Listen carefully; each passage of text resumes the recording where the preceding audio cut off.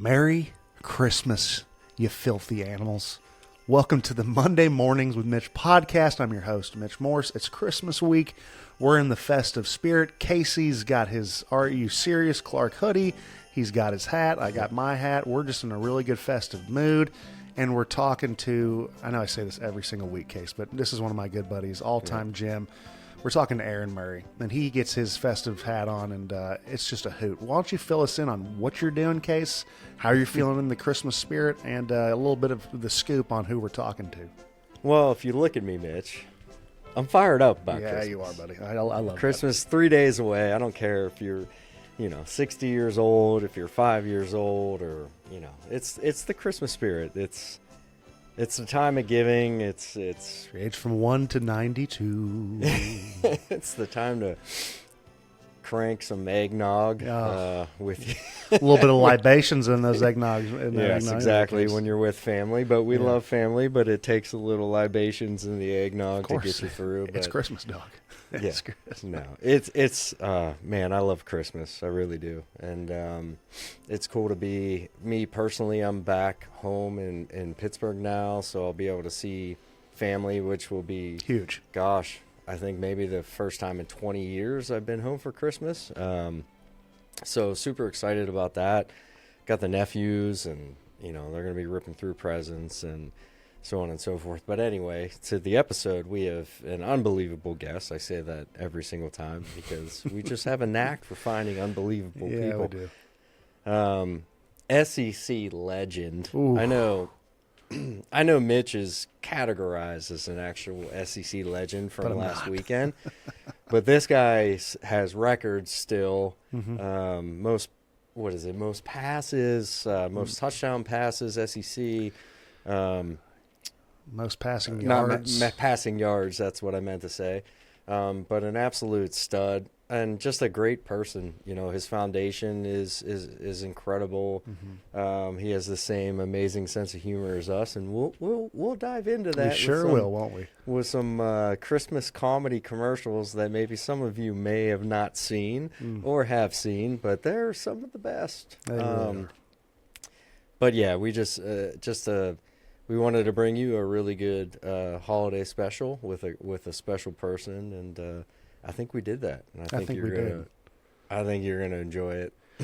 Well, on that note, Casey, why don't the folks sit back, enjoy a little bit of spiked eggnog? Oh yeah, and listen to our conversation with our good buddy, SEC legend, Aaron Murray. I've got a long list of real good reasons for all the things I've done, and regret is just a memory written on my brow, and there's nothing I can do about it now. Well, we're in a festive mood, Casey, and in that festive mood, we brought one of my best buddies on the pod. This guy stands at 6'1", although if he's wearing his fancy boots I saw him the other day, he's probably rocking closer to 6'2", especially with that head of hair. The man is an astounding color commentator. You can catch him on CBS, is that right? Working with ESPN.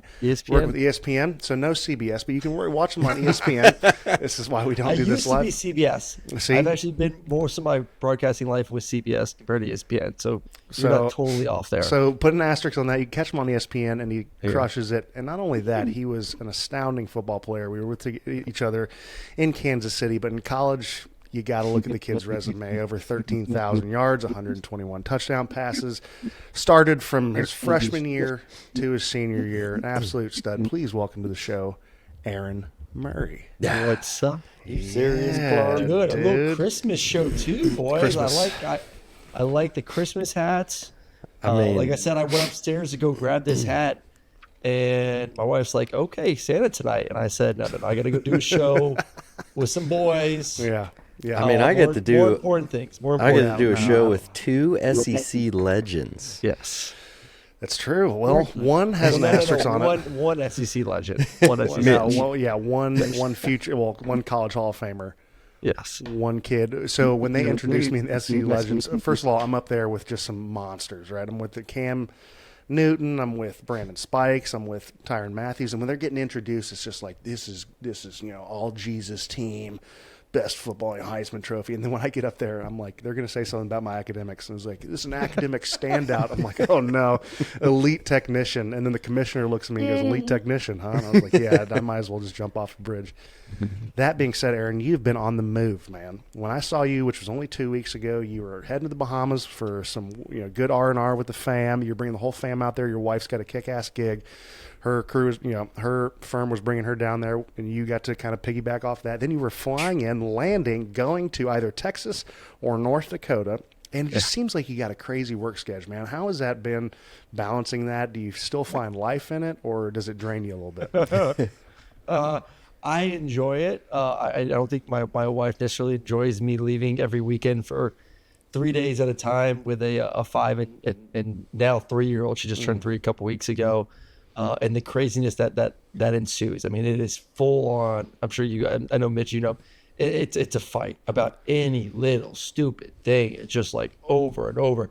Like I'll FaceTime her on Saturday morning. I'm in a hotel, maybe slept in a little bit, feeling good, finally got a good night's sleep.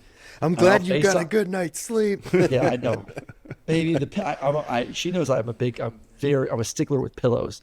So every hotel this year has had really bad pillows, so I haven't really slept that well. But anyways, I'll FaceTime her and she'll just look at me. Don't even say a word. I'm like, I'll talk to you later. But so yes, it will get easier as the kids get a little bit more kumbaya, less fighting, less craziness. But I love my job, man. I love covering college football, talking football, going to different stadiums week in and week out. Been privileged enough to cover Missouri for their home opener for the last 2 years, baby. So I get to go to a little Como action, which is fantastic. So no, it's been pretty sweet. Well, I remember a few years ago, I mean, you've been able to do a bunch of stuff, right? Like I remember you had the simulcast on the national championship game a few years ago. Yep. I think it's when, unfortunately Georgia lost that game, right? But it was that when Alabama hit that, was it 2? Yeah, that was one of the losses to Alabama, unfortunately. It's when Dayball made the switch. But just really cool stuff. And you're originally a Tampa, Florida guy. No inkling going back. I don't know why you would. Casey, so I lived with Aaron for one unforgettable off season. All right. I was going to say, leave it at that. It's got to be amazing. No, it was a hoot. Mm-hmm. And this is when I knew, because Missouri got in the SEC. It was unbelievable going there to other stadiums and stuff, but you hear about it. And then we would go, because we'd have to get groceries and stuff, and we'd go to like a Publix. And grown men would go up to Aaron, and they would get emotional.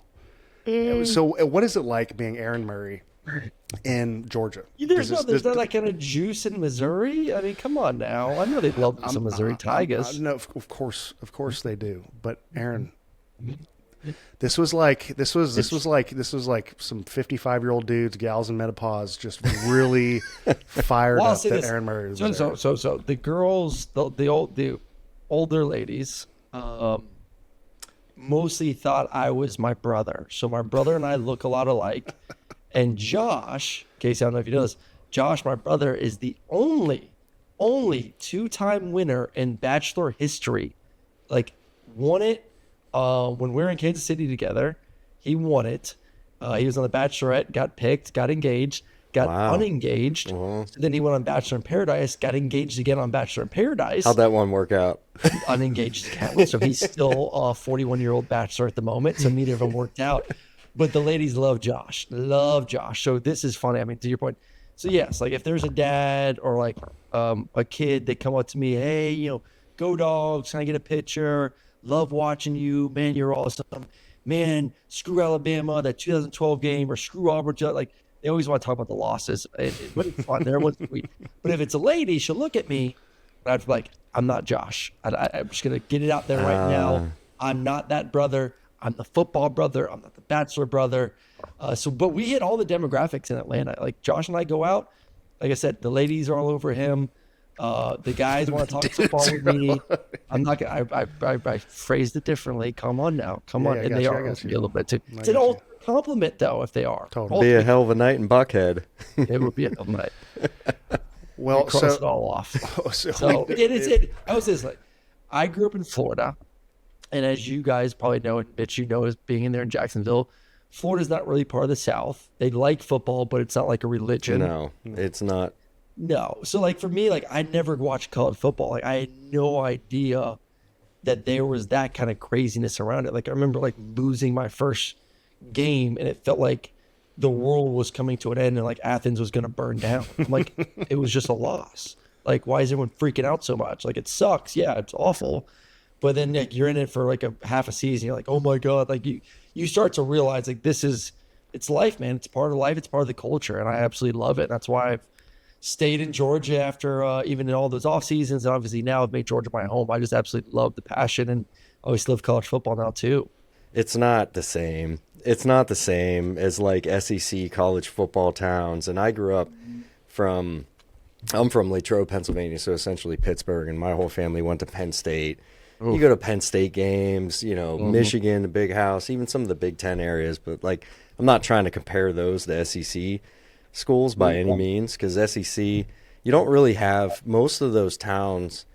That's all you have is the college football team. You don't have professional sports, really. A couple minor league baseball teams or whatever, but you're right. I mean, it is totally different. And if you're a legend in the SEC and you're on a team like Georgia and doing the things you're doing, why always tell people, watch out, Cougars. Yeah. I always tell people, like, if in the state of Georgia, and once like I've only lived in the state for, I guess, 16 years now, so I'm still somewhat of an infant to Georgia and Atlanta.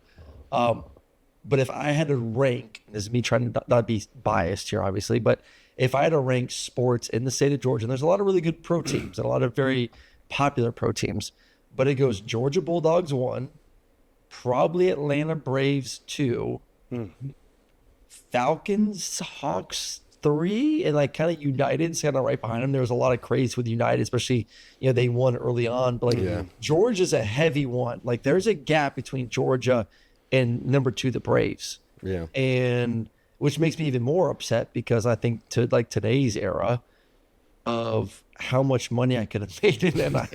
4-year starter, SEC record breaker at Georgia, where obviously a really good economy. Atlanta's a big city. It's an hour and 15 minutes from Athens. And that would have been sweet. Those dudes are living the dream right now. Let's talk about that a little bit, Aaron, because that is right when the NIL thing kicked off. Of course, you have friends that you play with. They're like, oh, they missed out on some cheese. But the one guy I always think about that really missed out on the Gouda, and I mean stacks of cheese, my friend, is you. Oh. And I mean, I don't know how many folks get an opportunity to come in, and we talked about the gravity of playing at the University of Georgia, what that means to the fan base, what that means to the university. I mean, Athens is synonymous with football. You're given the keys to the castle, the proverbial castle. You're given the keys as a 18, 19-year-old football player. Tell me about that. Like, does that weigh on you at all, or is it kind of like you talked about just being fairly oblivious to the magnitude of it? Does that also give you a little bit of solace? I would say the fact that I was so oblivious made it easier because I wasn't stressing about. I mean, obviously I was stressing about winning and losing. I'm a competitor, just like you guys are. Like, I want to win. I want to win every single game. I came from we won state championship twice in high school. I won a championship in Pee Wee. I've only known winning. So it was not like my first year we went 6-7 for goodness sakes. Like lost at UCF and some bowl game. I can't even tell you which bowl game it was. Like it was a rough start. That year was rough, and that started to really feel like fans and too, like Coach Rick's job. Like that's a guy you committed to, and all of a sudden people are talking about get rid of Coach Rick, and like all that comes with it with the season that we had in my freshman year. So, I would say this: I'm glad social media wasn't around then. I don't know. I would hope I would do the Stetson Bennett route because Stetson I thought was a genius with this. So Stetson, had the flip phone. So he wasn't on Instagram. He wasn't on Twitter. He wasn't on TikTok. He wasn't on Facebook. Like he had a flip phone that I would text him and it would take like an hour for him to text back and you could see the dots because he's probably like trying to figure out how to because T9s are brutal. 1111 222 3. But you stay away from the distractions. But like we didn't have the distractions. We didn't have that because that was, Twitter, Instagram maybe was like my senior year of high school, that sort of thing. So, even like the Bumbles of the world weren't even until later on. So you weren't even distracted doing that either. So it was kind of like you're there for academics, you're there to play football and have a good time and not worry about the outside noise. Kind of like I felt like I was in my own bubble. Yeah. But as I said, doesn't mean you don't feel the pressure. Like as a starting quarterback for Georgia, man, like 90,000 people start booing you in the middle of a game. You're like, ooh, that kind of sucks. But you know, that happens in the moment, but you don't have to see the bullshit online at that point in time No. with people ripping you through. And I can show my age on this. Like, social media didn't even start till Facebook just started halfway through my senior year of college, which was awesome. So I'm in your camp boy. of like, yeah, I am so thankful when I was playing college hockey that social media didn't exist and beyond, because God knows what would have been captured of me. Dude, I'm like jealous of like even Coach Bobo. So Coach Bobo is my OC. He's the OC now at Georgia. You know, he was quarterback in the 90s. They didn't have like cell phones or like pitcher phones. Like, and I heard they got in some stuff. Like they got wild. Sure. You know, because I mean, I got in trouble, unfortunately, my junior year with a pitcher that got surfaced from a certain spring break. So like I had to be a little bit more cautious after that. Yeah, the kid's just living. I know, just having some fun and the keys, and you know, all of a sudden I wake up and Coach Rick gives me a call. He said, "Son," I'm like, "Why is Coach Rick calling me? I'm hungover, got 2 hours of sleep. I'm on spring break in Key West. Like, why is Coach Rick calling me?" And of course you're gonna pick up. So I woke myself up. I was like, "Hey, Coach, what's going on?" He's like, "Son, there's a inappropriate picture of you on the internet right now." So I'm like, "What?" Yeah. And then after that, like my mom called 10 minutes later. I was like, "Oh my God." No. How was? And I don't mean to kibosh this, Mitch, and steer us off, but I had the privilege to work with Mark Richt at Miami for 3 years before I ended up going to Stanford with David Shaw. But Mark was awesome. And how was your relationship, you know, playing for him and your time in Georgia? Dude, he's the best, man. Yeah. And I'm still close with him now. And obviously very unfortunate what's going on, but he's still kicking it, man. Still doing a good job on the ACC network. He's staying active, fighting the Parkinson's, but just such a good man. I think that's the number one thing. Like there's coaches, especially in today's era, where it's the transfer portal and it feels like NFL. It's kind of like in and out, very transactional. Like it wasn't transactional with Coach Rick. Like there was a true, I'm going to invest my time in you to become a better human, a better father in the future, businessman, obviously football player, all of that. Like he wanted to create the full package, especially with the quarterbacks. You know, he was very close with us, former quarterback at Miami, coached the position, offensive coordinator at Florida State, was a coordinator and head coach at Georgia when he first got there, before he gave Bobo the full-time reins. So very passionate, but more passionate, I would say, about you as a human and making sure that you were ready for life. So really appreciate that, man. Like I think that was the biggest difference, you know, because I was lucky enough to get recruited by 90% of the D1 Power 4 schools. So I had plenty of options, and sitting down with him, and when he came down the Tampa, remember I broke my leg, I snapped my leg in half my senior year, middle of the season. Some fat ass landed on me, broke my leg in half. I mean, to the point, like I look backwards, my foot's pointing the other direction, and my complete dislocation, the full 9.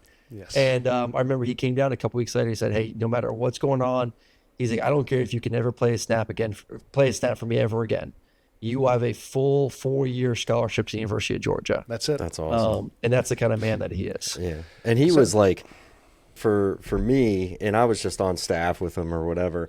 And I ended up, that year, it would have been 2018, we won, we were 10-0, and we ended up losing the ACC championship to Clemson, and we went to the Orange Bowl and lost to Wisconsin, but we ended up winning the Coastal Division, so they got rings for it, and I left. I got offered a job. I didn't want to leave because Coach Rick was, like to what you're saying, just an amazing human being, great person to work for and work with. And then I ended up going to Stanford with Coach Shaw, and I get this package like 2 months later on my doorstep, and it was my ring. And it was a handwritten letter by Coach Rick, and it said, "I wish you were still here for me to give you this in person. I wish you the best of luck, Coach Rick, and stay in touch," kind of deal. And I was like, God, I mean, that's how he is. Yeah, just an incredible, to me, I was like, man, this guy, he's something else, Yeah. I feel like that's what sold so many folks in that era of football. I don't want to say that era like we're just these old schmucks that are, this is a tale as old as time, right? Like every generation says football's not the same, but the landscape has changed drastically, Aaron, right? And you're in the forefront of it. I mean, this is your job. Your gig is to know that you get your finger on the pulse of college football and all this stuff. And I'm all for folks getting paid. Like at Missouri, I missed out on way less than probably you did as an offensive lineman. Missed out on probably a Subway sandwich, right? But that being said, like I do think folks need to get paid. But it just you're an SEC legend, Mitch. Don't short sell yourself. No, Come on. I mean, it was. I was an academic technician, is what I was, dude.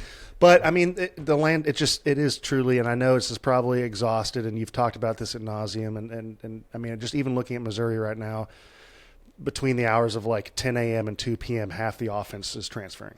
Right, like Bo Perbula's gone, all this stuff, but it's synonymous with everyone in college football. Do you think I didn't even think about this. Someone texted me this today. Do you think your head coach is going to go to Michigan? He just signed an extension on Thanksgiving. I know he did.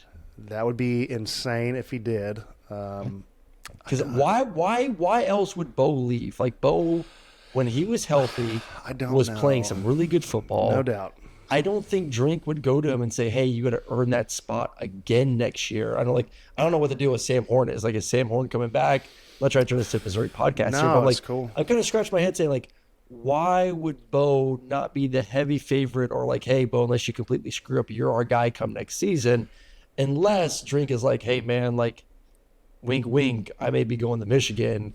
Get ready to come join me. I don't know. That's a good question, but I feel like Ahmad Hardy would have gotten that wink, wink too. And he's solidified and staying there. Like that's his big thing. Is he's staying that. And I really do think that freshman they have, who filled in for Bo, showed enough to. I mean, he played really good football. That being said, Bo Perbula, unbelievable. Of course, I was dying. I wanted him to stay as a Tiger, but it just kind of shows the landscape. And kind of going back to that, like, there's got to be some sort of governing body in this whole thing. It just seems from the outside looking at, I don't know how, I don't know what, but it just seems like it's doing disservice, not to so much the universities, because it is a wild west too, though. Yeah, the university for sure, but also these kids, man. Like, I just don't see how this isn't going to crash and burn.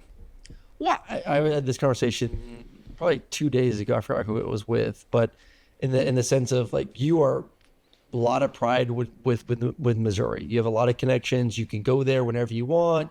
You can walk the halls. You can go to games. You can, get all the love from the fans. You're a legend in the SEC. Like, there's that sense of home, that sense of belonging. And I think that's what makes college football so special, because a lot of people that are fans of said university, whether it's Alabama or Missouri or Georgia or Florida, a lot of them, either obviously grew up watching them, their parents went there, or they went there. So there's more of an emotional tie to that university than to a pro team, because obviously 99% of people that are fans of a pro team did not play for that pro team. They just grew up there. They didn't go to that, obviously, go to that pro team like you went to a university, or your mom went to university, or dad went to university. So, like, there's just a little bit of a different feel. And I think for us, like, I take pride in the fact that I got to play for 4 years at Georgia, that I got to be a Georgia Bulldog, that I am well respected in the state of Georgia, that I could walk through Athens with my head, held up high, that I was there for 4 years and,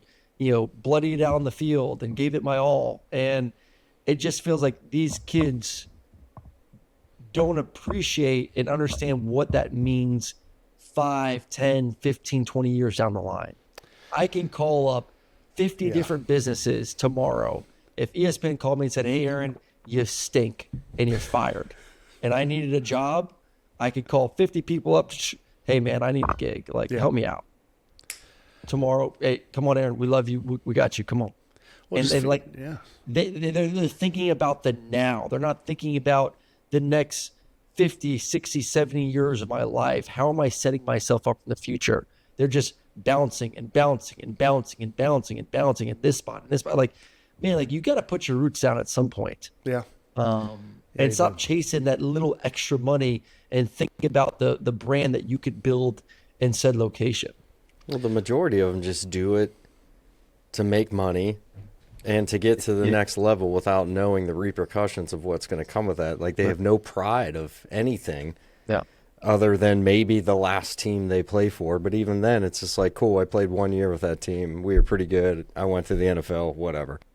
But prior to that, I've been on 4 different teams. Well, it doesn't change the percentage of how many guys. Up, man. They need to be.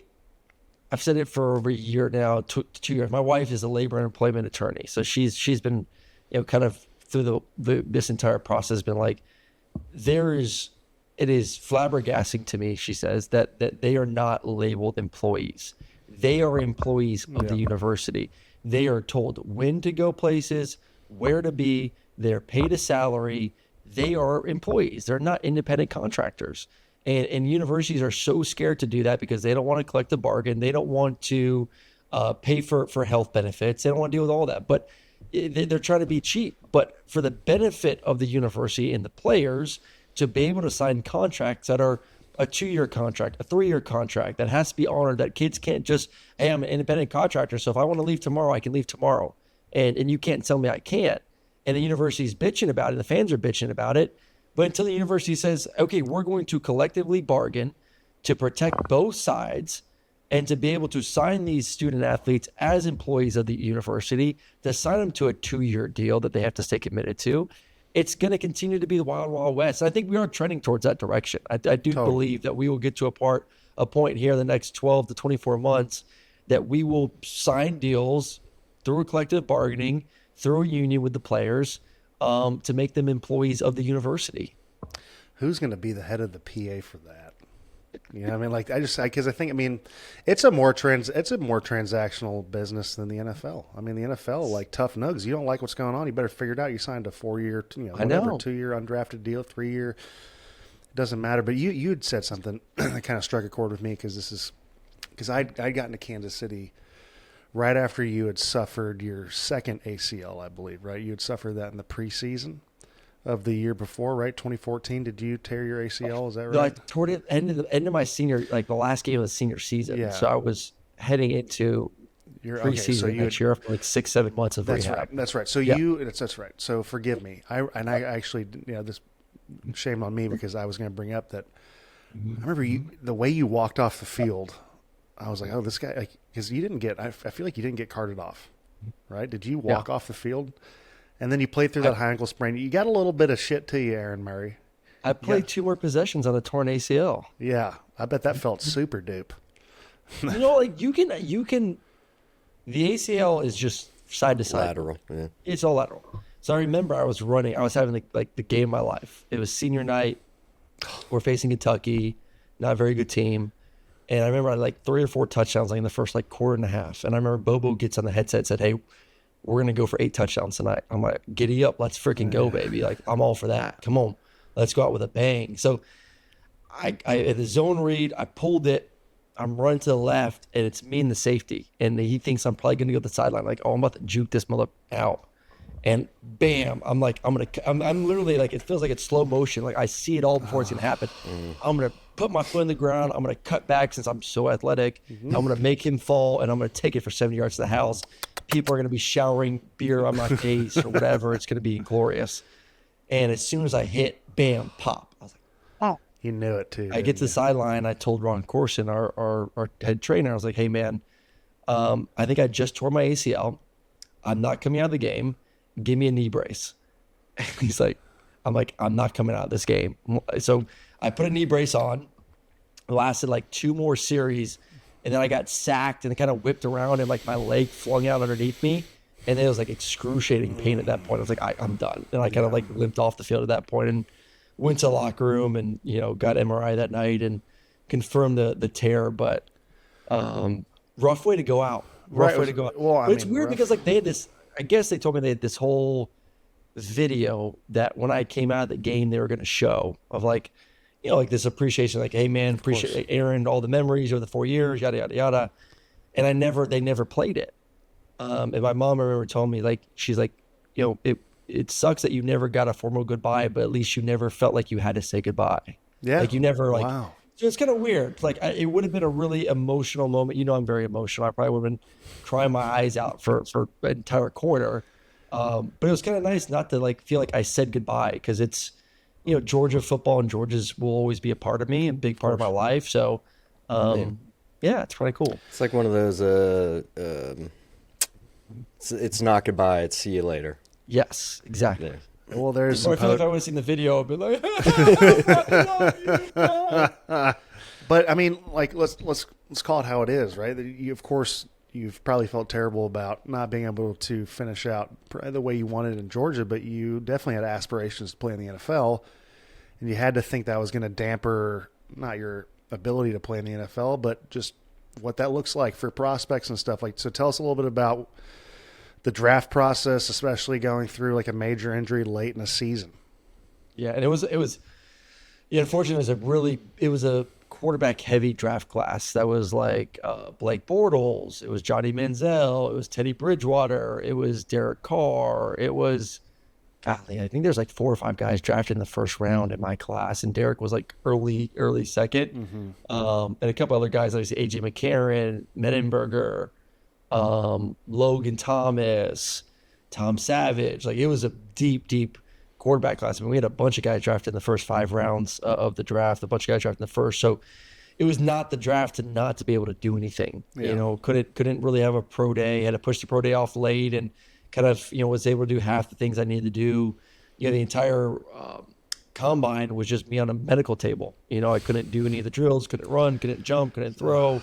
Couldn't do the Senior Bowl. You know, I went there for like a day just to say hello to the coaches, but then, you know, had to get back to rehab. So you missed all these opportunities to help yourself in the draft process.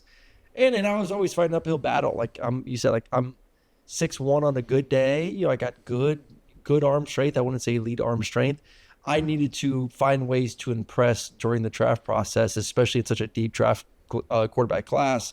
And I was unable to, unfortunately, do that. So yeah, I ended up where I need to end up. Like, I love my time at Kansas City, as you could probably attest to it. Like, being around Andy Reid is one of the best joys I've ever had playing football. Like, that dude is a freaking genius. I learned more about football in those, 3 years than I might have learned my entire life of football.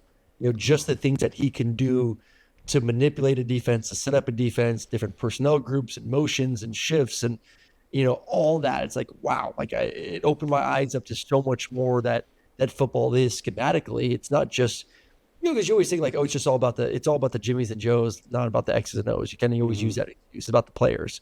And it is like, you still got to have players, but man, if you can scheme some things up and get guys open and create matchups that are advantageous for you, you're going to have a hell of an offense.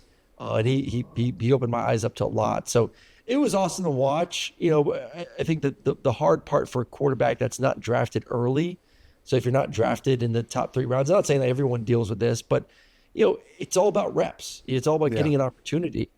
And when you're a 5th round quarterback and have Alex Smith and Chase Daniels ahead of you, you're not going to get a lot of reps. And you're not going to get a lot of reps during the season because it's Alex gets all the ones, Chase gets the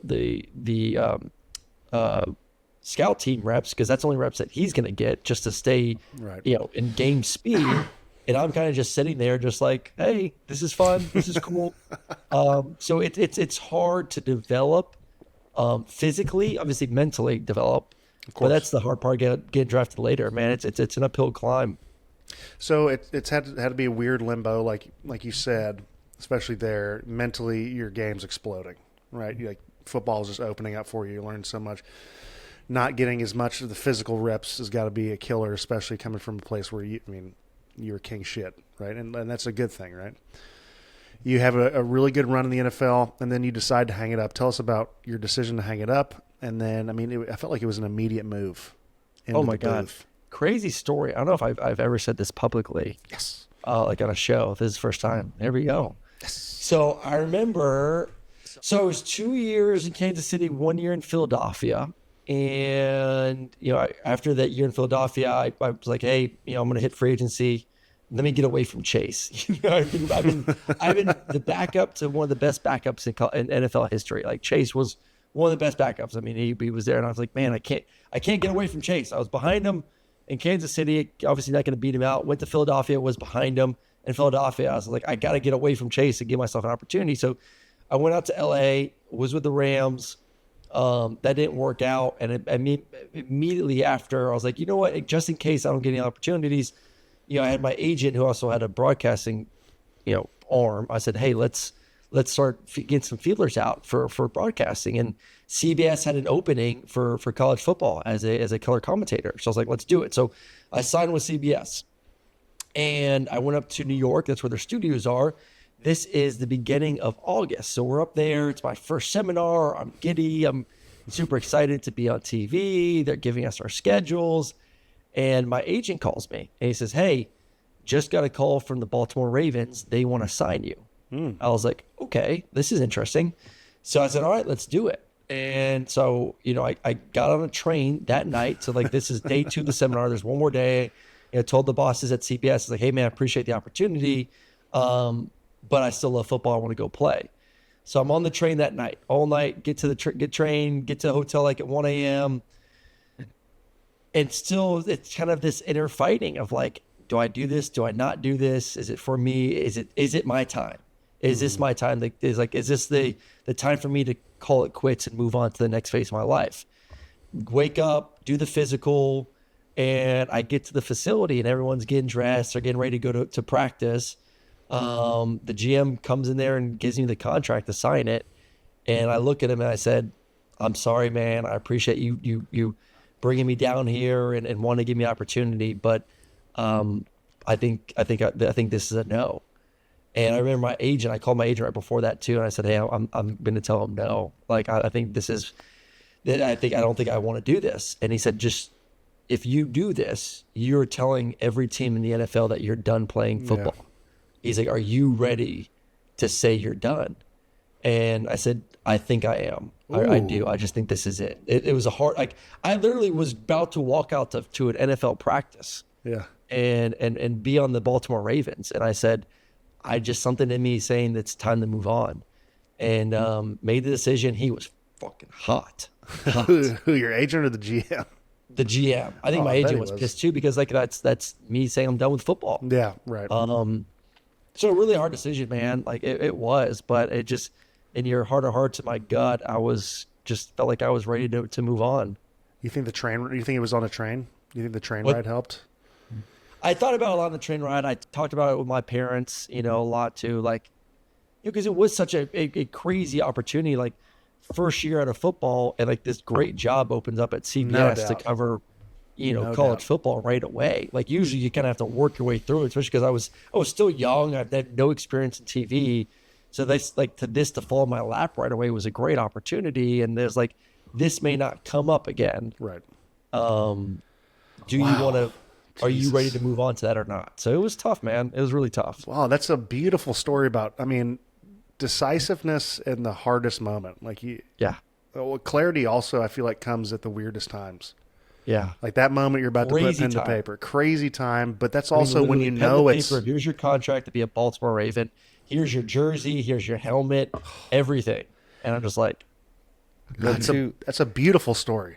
But too, at that age, right? You were what, 22? 23? Oh, no. I was 20, 26, 26, but 27, right. Somewhere on there. 26, 27. Regardless, you're south of 30.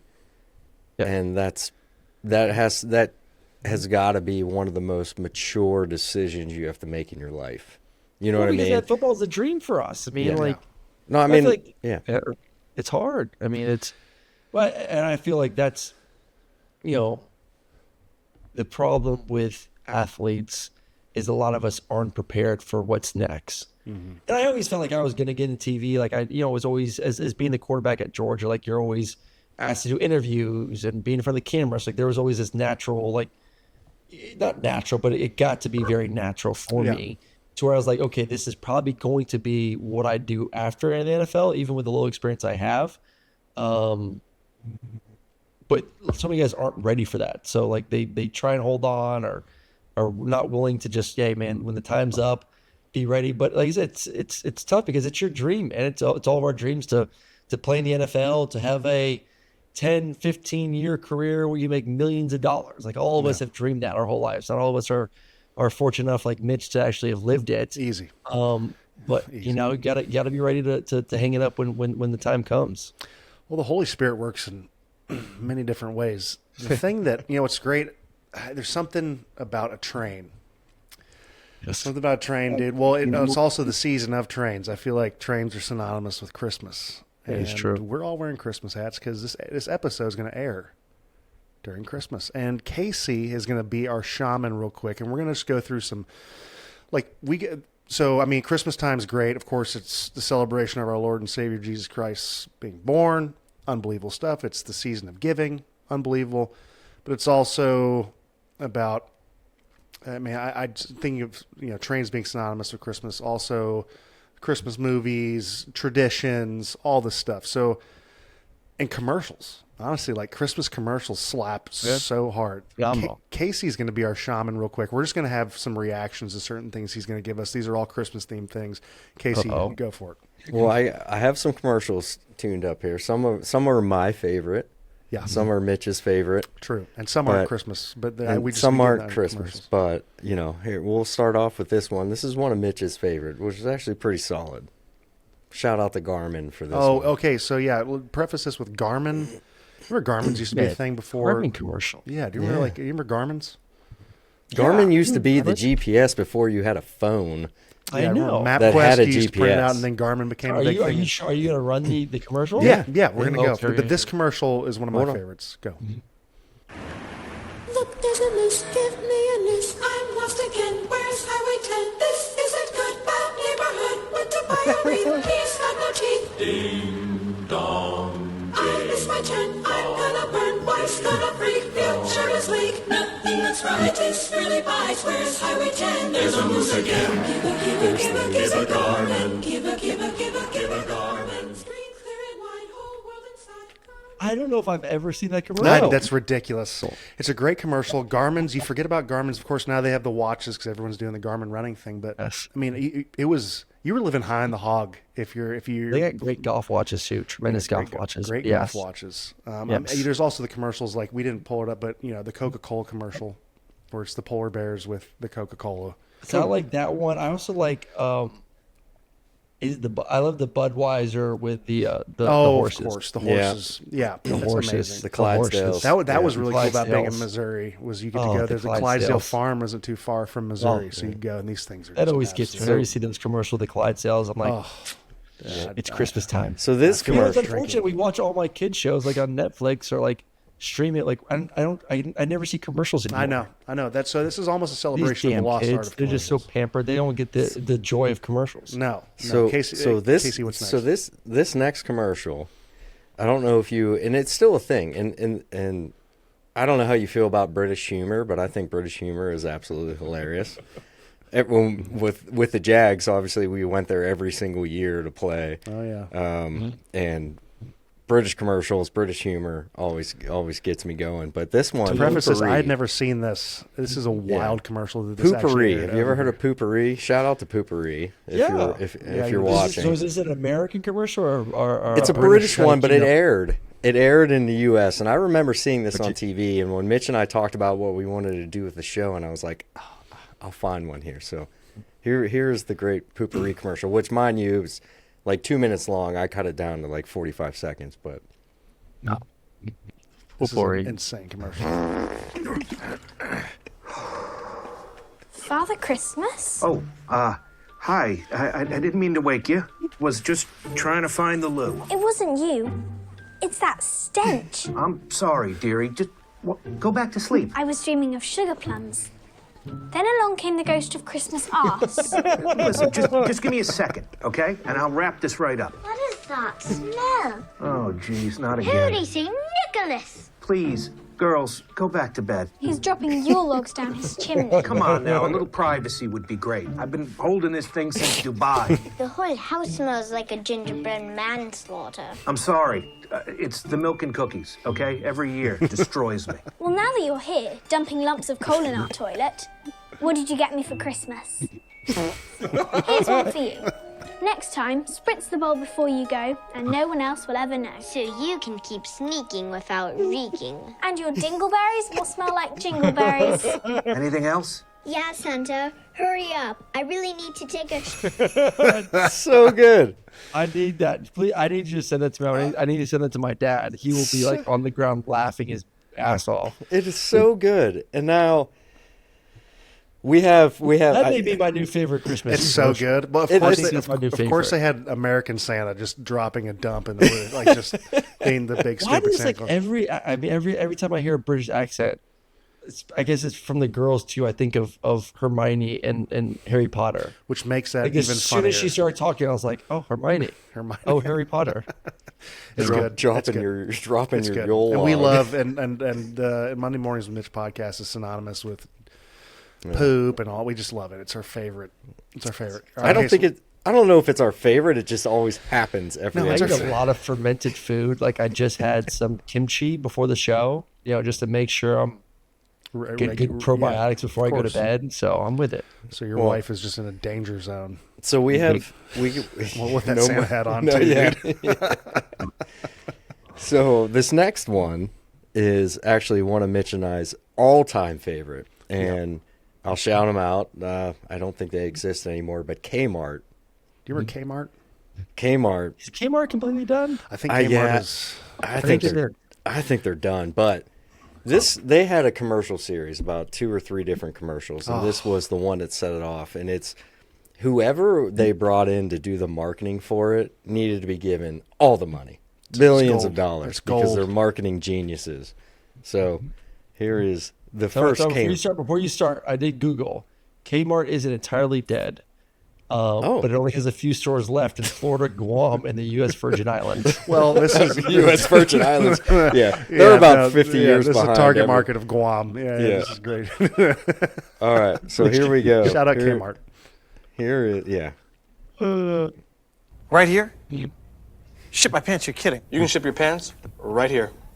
You hear that? I can ship my pants for free. Wow, I just may ship my pants. Yeah, ship your pants. Billy, you can ship your pants too. I can't wait to ship my pants, Dad. I just shipped my pants, and it's very convenient. Very convenient. I just shipped my drawers. I just shipped my nightie. I just shipped my bed. If you can't find what you're looking for in store, we'll find it at Kmart.com right now and ship it to you for free. Dude, just Genius. pure gold. I mean, genius. It's genius. I didn't see that one. Oh, You've they haven't- never seen that, No. dude? That thing has got like 80 million. Yeah, it's so views. well. They Oh have my another God. one. They have another one that's because for Big- they had big gas gas truck. stations. Yeah. and it was big gas savings. And so And look big- at the big ass man. I love. Yeah, it was. I like that one. Look at this That big was gas nice. truck. Look at the big. That's That a was big ass nice. savings. That's good. Now, Probably out of business with great commercials. That's I, don't know. well, dude, they were shooting. know. And they were like, "We need something." yeah, you got to have a product to back it up. But Yeah, Kmart. The Guam's still I living still high on the laugh. hog. Yeah. Guam and the Virgin Well, Islands are still thriving. A small convenience style Kmart remains open in Miami. So one is in Miami, focusing on essential goods, while larger stores operate in U.S. territories like Guam and U.S. Virgin Islands. I have a feeling that one in Miami is probably in like Opelika or something.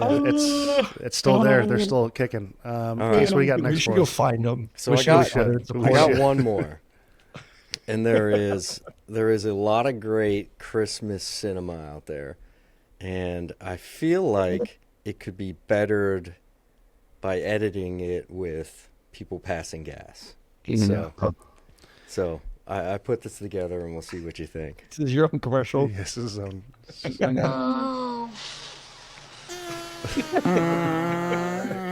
He's kidding. You stink. I think you're gonna have a good Christmas. You smell like beef and cheese. You don't smell like Santa. I wish they would all just disappear. Mom? Dad? Where are you guys? What are you looking at? Oh, the silent majesty of a winter's morn, the clean, cool chill of the holiday air. Dinner was full! Ah, yeah. You checked our shitters, honey? Clark, please.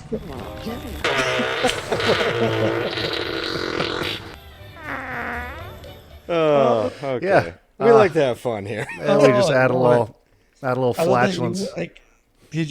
were you watching movies and said, "Oh, that would be good for my homemade commercial"? No, he texted. He Or did texted you me. like He have texted me ease at. of mind, just ready to oh. He texted me at 10 in the morning. He was like, I got some juice for later.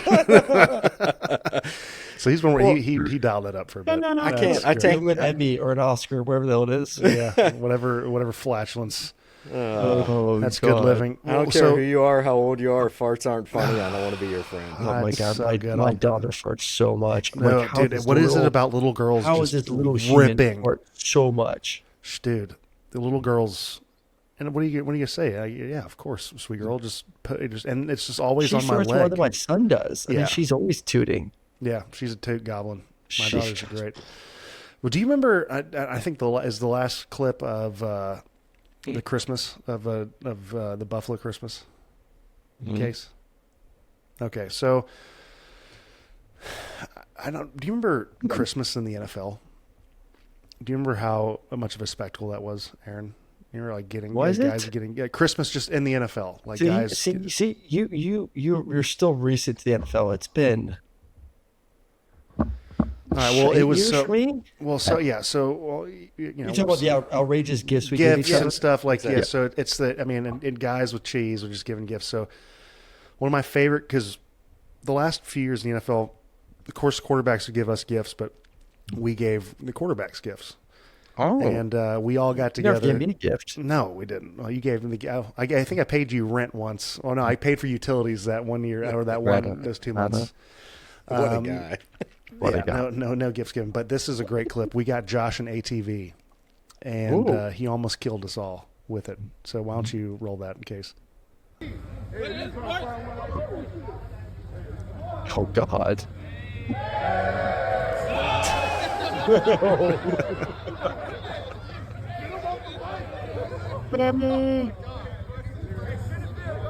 Did he live on the land?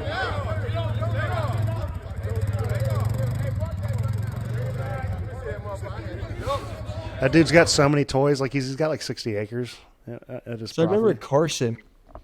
I was in when I was in Philly. Carson Wentz, he's a big time hunter, from North Dakota, one of the Dakotas, and he got us all Berettas, like our offense linemen and the quarterbacks, like Yes. Berettas, our name on it, our number on it. And I'm a Florida boy. I've never really shot anything in my life. Been a couple times. I literally 3 years later was the first time I was actually going to use it, and I had no idea how to put it together. I'm like having to call him and FaceTime Carson, like, Carson, how do I put this thing together? Like I have no idea what I'm doing. I still have it in my garage. I don't even know where the key is to open the damn thing up. I think I've used it. Well, it's beautiful though. Oh, it's Beautiful gun. dude, they're And synonymous. I can't with this. sell it because it has my damn name on it. So that's Well, not you a could. good idea. It's You not a could. good Well, idea. actually, you could probably make way more money because your name's I'm just on it. saying I want like someone to kill someone and Well, then leave the weapon with What- Murray. no, no, it's cool. Just file the. So what you do, just file the serial numbers off, and then you should saw it off too. So that way you can. there Sell. you go. All right. So the last thing I want to talk about Christmas is the season of giving. And Aaron, you are a giver in regards to your gala. Many things. And what you do is, and let's just talk about the Big Hearts Gala. Yes. Tell us about that. Tell us about how you got into it. Where you envision it going it's always one of my favorite things to see is you do that, and just give us a little bit of insight on that and how that got going. Yeah.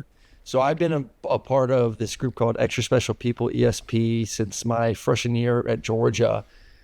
Kids with a variety of physical, mental disabilities. And, I was lucky enough actually in high school, we had a program at my high school. So I got to interact with, kids of, like I said, a variety of disabilities. What we actually like to call it ESP abilities. Everyone has different abilities. We don't like to use the word disability. Of course. So got very comfortable interacting, talking, because I think there's a ton of people that have never been around someone with a variety of abilities, and they're uncomfortable. They kind of walk away. They walk on the other side of the street. They don't know how to say hello, and it's like they're just kids, man. Like they just want to be treated like anyone else. And I got to be around them a lot during my time at high school. So when I got to college, I was like, I need to find. It's kind of a passion in my mind. Like I want to find a group that serves these individuals, and got to meet ESP and fell in love with the kids. So I've been with them since then, and they do this big thing called Big Hearts, which is a talent show. So my first 5 years, I was the escort. So I'd bring the kids on stage because a lot of them are nervous or they're, kind of a little bit crazy. So they need some help kind of reeling them in so they don't jump into the damn crowd, whatever it is. Like we're there to kind of be their hype man, which is a lot of fun. I've now graduated to where I'm one of the MCs for the event, but it's, I'm on the board now for ESP. I've been on the board for 2 years. The Big Hearts pageant has grown from my freshman year to, I would say, a couple hundred people in the stands, mostly, family, to now this past year, we had 1,000 people at the talent show and 1,800 people at the gala and raised over $1 million. Oh, hey, man. big Let's time. go Let's for the go. kid. Let's party. And then we also, my family, we've done 6 years now where we host a Murray family golf tournament with the proceeds going to ESP. We raised right around $225,000 this past year's golf tournament. So every year we've raised more and more money. So very involved, very committed. Absolutely love the kids. Like I said, I'm on the board now, so doing a lot more too. But I know it's near and dear to you too, Mitch, but it's just such a great group of kids, a great organization. And we're trying to, it's in Athens. We're in Rome, we're in Savannah, so we're in a few different cities in the state of Georgia. But now the brand is being built so well, obviously in Atlanta too, that we're trying to now branch out to other states. So now that's the goal going for the next decade plus. Dude, you know what you said that really hit home to me was like, folks, it's the interaction that always, like when I was growing up with my brother, that it always irked me. But I found, and you could probably attest to this, it's not that fat people find kids with disabilities or adults with disabilities grotesque. It's just they're uncomfortable themselves. They don't want to hurt anyone's feelings. They don't know how to interact. Yep. It's just time on task. And, and being able to do that, have this opportunity is awesome. Tell us this. When is this golf tournament? So our golf tournament, come on, baby. Come on. We'd love to have you. So the golf tournament's usually the first or second week of June. It's a good time because we get a lot of the current, so I would say about 15 to 20. It's another thing I'm proud of. So I was one of the first Georgia football players to get fully involved with ESP. And I've kind of, since I left, have continued to pass the torch and build the connection between the football program and ESP to where like they'll go to practices. And then when I do this golf tournament or even the Big Hearts Gala, we'll have 10 to 15 guys come to the gala. We'll have, I think this past year we had 20, 25 guys come to the golf tournament to be, quote unquote celebrities. Yeah.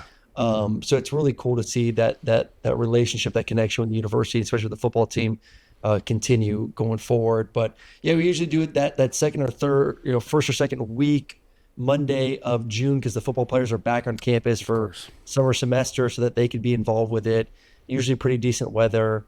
So yeah, man, we've sold out every single year, and every year we've made more and more money and gotten bigger and bigger sponsors. So it's been awesome. Do us a favor, leave 2 spots.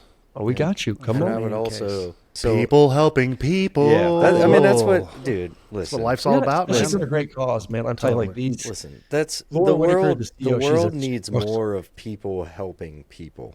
I would say too, like but like, dude, it takes nothing out of your life and your day to be kind to somebody. Well, I struggle with this, like verbalizing this, because I feel like it sounds selfish somewhat.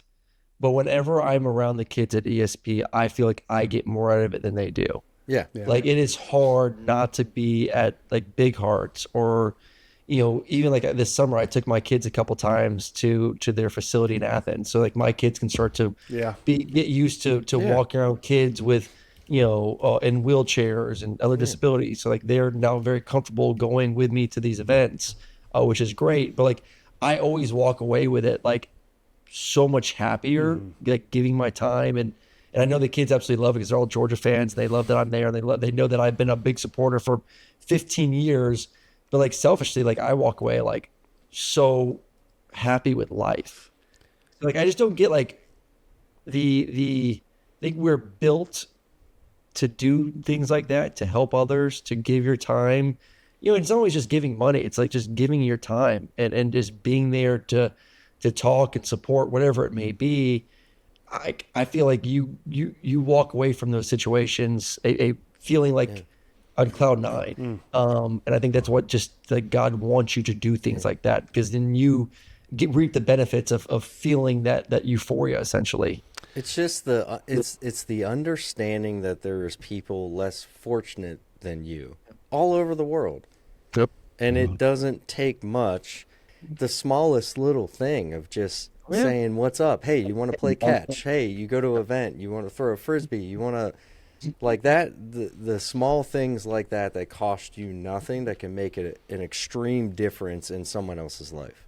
Oh, we were at the Bahamas the other day, and another example, like my two kids were playing. My son's too young to really be playing football, but there's these other two brothers, like 8 and 9 or something like that, in the pool with us.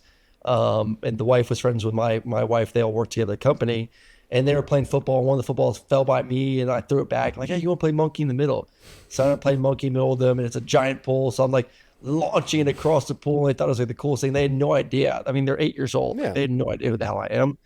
And they just they were having a blast. And the mom, like, afterwards, like, hey, thanks for playing with them. Like, they had a good time. And then that night, the dad came up. And he's like, hey, I told them, like, who you were.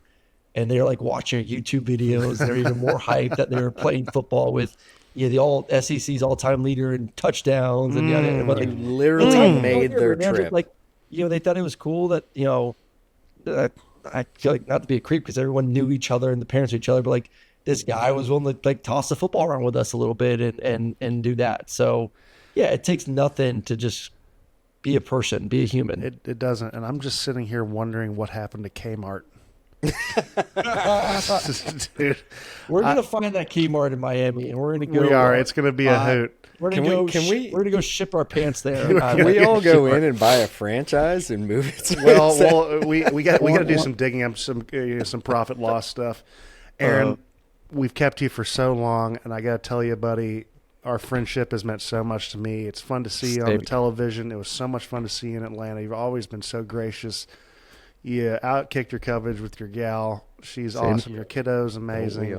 Like, it's just, it's a gift to have you on here. It's a gift to call you my friend, and I wish you nothing but the best. I will see you in June for your golf tournament, my friend. I'll send you the info. We'll get those polos and hats going. Yeah, we'll get you two in cahoots. We'll talk about that. Now, what I want you to do is I want you to go upstairs and see if that magic hat's got a little ready Christmas, for Santa? a little Christmas, a little Santa. spirit. Just add some gas into it. Add some flashlights. The kimchi started to go. There's nothing better than a Santa hat and little probiotics going through the system at the moment. We got get the juices going. We got full hearts. We got full stomachs. God bless you, Aaron Murray. Hopefully we get to talk to you here in the foreseeable future, my friend. We love you. Love you, boys. Appreciate y'all having me on. Happy holidays, man. That's Aaron Murray. Happy holidays. The absolute man. Merry Christmas, everyone. Merry Christmas. And there's nothing I can do about it now.